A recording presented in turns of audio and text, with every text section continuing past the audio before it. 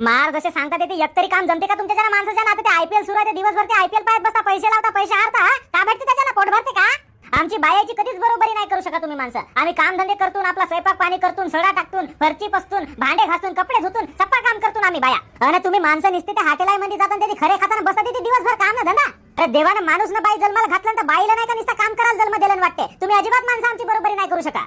मार दारे घुमावीन ना तुला, या कडावून त्या कडावर पडलीच पाहिजेत. म्हणजे चुपचाप म्हणून जास्त बोलतायस का? साधा तुला सिलेंडरचा रेग्युलेटर नाही लावताय, मला बोलवतेस तू सिलेंडर हंडा सरल्यावर हंडा लावून द्यायची म्हणून.